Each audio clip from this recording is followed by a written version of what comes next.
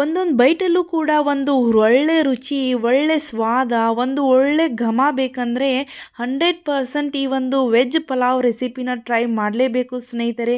ಬನ್ನಿ ಯಾವ ರೀತಿ ಮಾಡೋದಂತ ನೋಡ್ಕೊಂಬರೋಣ. ಮೊದಲಿಗೆ ಒಂದು ಮಿಕ್ಸಿ ಜಾರ್ನ ಇಟ್ಕೊಂಡು ಒಂದು 3ರಿಂದ 4 ಹಸಿಮೆಣಸಿನ್ಕಾಯಿನ ಹಾಕ್ಕೊಂಡಿದ್ದೀನಿ. ಒಂದು ಹಿಡಿ ಆಗುವಷ್ಟು ಕೊತ್ತಂಬರಿ ಸೊಪ್ಪು ಹಾಕ್ಕೊಂಡು ಒಂದು 8ರಿಂದ 10 ಕರಿಬೇವಿನ ಎಲೆನ ಹಾಕ್ಕೊಂಡಿದ್ದೀನಿ. ಹಾಗೆ ಒಂದು 4ರಿಂದ 5 ಬೆಳ್ಳುಳ್ಳಿ ಹೆಸರನ್ನ ಹಾಕ್ಕೊಂಡು ಚೆನ್ನಾಗಿ ಮಿಕ್ಸಿಲಿ ಸ್ವಲ್ಪನೇ ನೀರು ಹಾಕ್ಕೊಂಡು ರುಬ್ಕೊಂಡು ಬರೋಣ. ಈ ರೀತಿ ಕನ್ಸಿಸ್ಟೆನ್ಸಿಯಲ್ಲಿದ್ದರೆ ಸಾಕು. ನಂತರ ಒಂದು ಮಿಕ್ಸಿ ಜಾರ್ನ ಇಟ್ಕೊಂಡು ಒಂದು 4ರಿಂದ 5 ಸ್ಪೂನ್ ಆಗೋಷ್ಟು ಎಣ್ಣೆ ಹಾಕ್ಕೊಂಡು ಪಲಾವ್ ಎಲೆನ ಹಾಕ್ಕೊಂಡು ಹೋಲ್ ಸ್ಪೈಸಸ್ನ ಹಾಕ್ಕೊಳ್ತಾ ಇದ್ದೀನಿ. ಒಂದೆರಡು ಲವಂಗ, ಕರಿಕಾಳು, ಚಕ್ರ ಮೊಗ್ಗನ್ನ ಹಾಕ್ಕೊಂಡು ಹಾಗೆ ಕರಿಬೇವಿನ ಎಲೆನ ಹಾಕ್ಕೊಂಡಿದ್ದೀನಿ. ಒಂದು ಮೀಡಿಯಮ್ ಸೈಜ್ ಈರುಳ್ಳಿನ ಎಣ್ಣೆಯಲ್ಲಿ ಕಂಪ್ಲೀಟಾಗಿ ಫ್ರೈ ಮಾಡ್ಕೊಳ್ಳೋಣ. ನಂತರ ಅದಕ್ಕೆ ನಾವು ಕಟ್ ಮಾಡಿಟ್ಕೊಂಡಿರುವಂತಹ ಆಲೂಗಡ್ಡೆ ಮತ್ತು ಒಂದು 8ರಿಂದ 10 ಬೀನ್ಸ್ ಹಾಕ್ಕೊಂಡಿದ್ದೀನಿ. ಹಾಗೆ ಒಂದು ಕ್ಯಾರೆಟ್ ಹಾಕ್ಕೊಂಡಿದ್ದೀನಿ ಸ್ಮಾಲ್ ಸೈಜಿಂದು.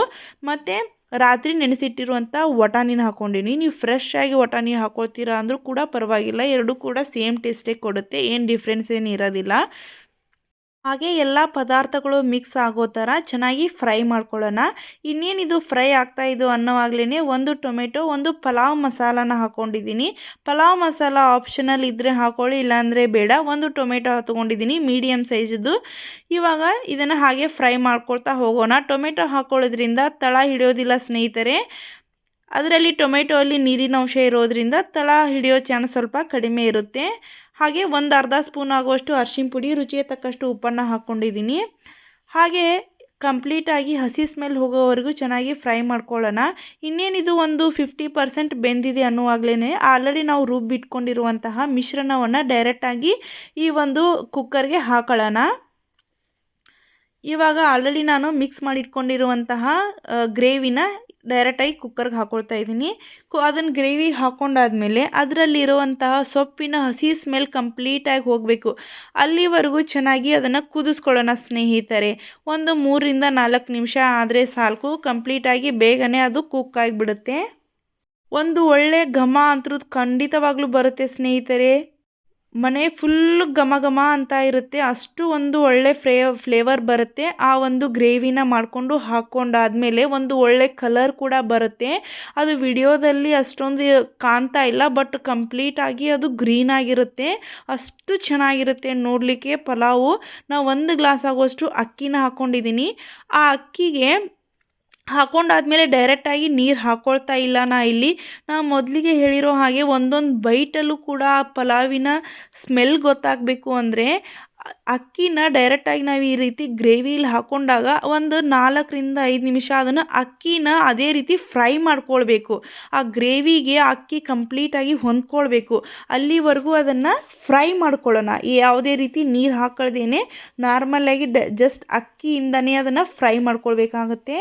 ನಂತರ ನಾನು ಯಾವ ಗ್ಲಾಸಲ್ಲಿ ಅಕ್ಕಿನ ತೊಗೊಂಡಿದ್ದೆ ಅದೇ ಗ್ಲಾಸಲ್ಲಿ 2 ಗ್ಲಾಸ್ ಆಗೋಷ್ಟು ನೀರನ್ನು ಹಾಕ್ಕೊಳ್ತಾ ಇದ್ದೀನಿ. 1 ಗ್ಲಾಸಿಗೆ 2 ಗ್ಲಾಸ್ ಆಗೋಷ್ಟು ನೀರನ್ನು ನಾನು ಇಲ್ಲಿ ಬಳಸ್ಕೊಂಡಿದ್ದೀನಿ ಸ್ನೇಹಿತರೆ. ಹಾಗೆ ನಾನು ಇದು ಕಂಪ್ಲೀಟಾಗಿ ಕುದಿಬೇಕು. ಅದು ಕುದ್ದಾದಮೇಲೆ ಲಿಡ್ ಕ್ಲೋಸ್ ಮಾಡಬೇಕು, ಇಲ್ಲಾಂದರೆ ಅದು ತಳ ಹೊತ್ತೋ ಚಾನ್ಸ್ ಇರುತ್ತೆ ಸ್ನೇಹಿತರೆ.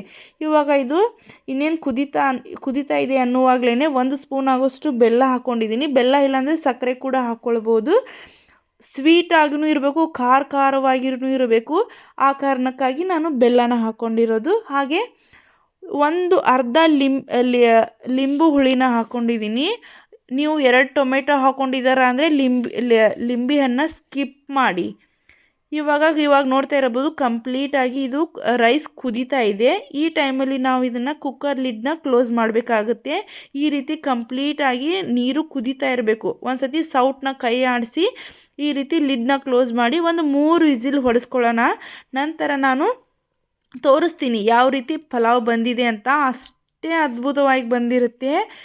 ಇವಾಗ ನೋಡ್ಬೋದು ಕುಕ್ಕರ್ ವಿಸಿಲ್ ತೆಗಿತಾ ಇದ್ದೀನಿ. ನೋಡ್ತಾ ಇರ್ಬೋದು ಕಲರ್ ಕಾಣ್ತಾ ಇಲ್ಲ, ಬಟ್ ವಿಡಿಯೋದಲ್ಲಿ ಡೈರೆಕ್ಟಾಗಿ ತುಂಬಾ ಚೆನ್ನಾಗಿ ಕಾಣ್ತಾ ಇತ್ತು ಅದು ರೆಸಿಪಿ ಮಾತ್ರ.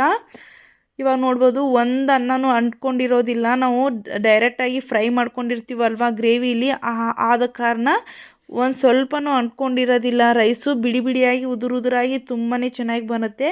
ಒಂದು ಪ್ಲೇಟಿಗೆ ಹಾಕಿ ಸರ್ವ್ ಮಾಡಿ ತೋರಿಸ್ತಾ ಇದ್ದೀನಿ. ನೋಡ್ತಾ ಇರ್ಬೋದು ಯಾವ ರೀತಿ ಕಾಣ್ತಾ ಇದೆ ಅಂತ, ಬಟ್ ರುಚಿನೂ ಕೂಡ ಅಷ್ಟೇ ಮನೇಲಿ ಟ್ರೈ ಮಾಡಿ ನೋಡಿ ಯಾವ ರೀತಿ ಬಂತು ಅಂತ ಹೇಳೋದನ್ನು ಮಾತ್ರ ಮರ್ಲಿಕ್ಕೆ ಹೋಗಬೇಡಿ. ಇಷ್ಟ ಆದರೆ ಲೈಕ್ ಮಾಡಿ, ಕಮೆಂಟ್ ಮಾಡಿ ಸ್ನೇಹಿತರೆ. Bye friends.